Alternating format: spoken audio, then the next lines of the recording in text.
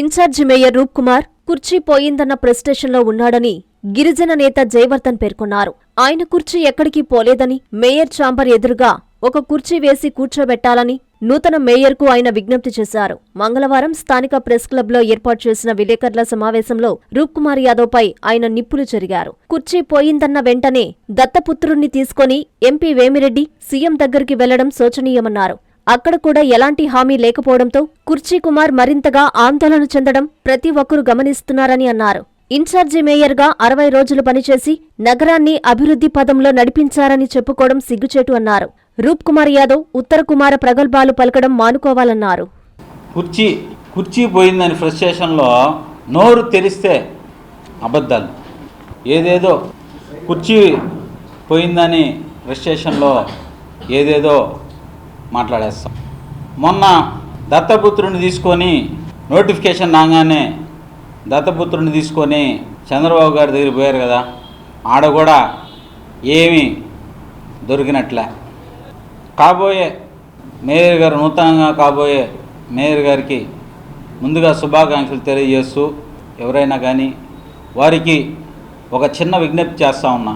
మేయర్గా అయిన తర్వాత మొదటగా ఆ ఛాంబర్ బయట డోర్ దగ్గర ఒక కుర్చీ వేపిస్తే ఆ కుర్చీలో అన్నా కూర్చుంటాడమ్మా మా కుర్చీ కుమార్ గారు. దయచేసి ఈ విజ్ఞప్తిని మన్నించవలసిందిగా కాబోయేటువంటి మేయర్ గారికి ముందుగా విజ్ఞప్తి చేస్తూ ఉన్నా. ఈ విషయం మాత్రం కొంచెం దృష్టి సారించి ఖచ్చితంగా ఆ ఛాంబర్ బయట కుర్చీ వేయించాలని చెప్పి కోరుతా ఉన్నా. ఇంకపోతే అభివృద్ధి ప్రదాత, నెల్లూరు నగరానికి ఒక అభివృద్ధి ప్రదాత.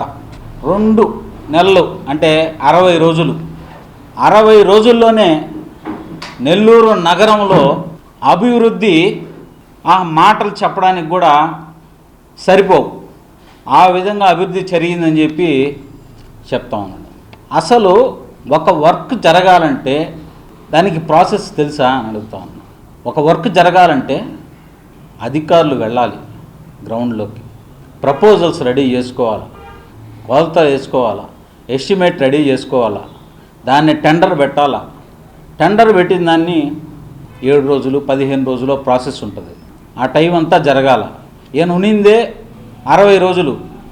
ఆ 60 రోజుల్లో ఆ కుర్చీ ఆడిరిగిపోద్దా అని చెప్పి, ఈ 60 రోజుల్లో ఆ కుర్చీ ఆడిరిగిపోద్దని చెప్పి కాళ్ళకి దండాలు పెట్టడానికే సగం టైం అయిపోయింది. ఇంకొక సగం టైం ఎట్టా కలెక్టర్ ఆఫీస్ కాడ మొదలైనప్పటి నుంచి ఫ్రస్ట్రేషన్ మొదలైపోయింది. ఈ 60 రోజుల్లో అంట అభివృద్ధి, కోట్ల రూపాయల అభివృద్ధి, రూపాయి 2 రూపాయలు కాదు, కోట్ల రూపాయల అభివృద్ధి జరిగిపోయిందని చెప్పి ప్రగల్భాలు పలుకుతా ఉన్నాడు. కనీసం ఇంకా చెప్పకూడదు 12 గంటలకు లంచ్ ఫాలోస్ అని అది కూడా పెట్టకుండా ఆఖరాకి ముగించాడు.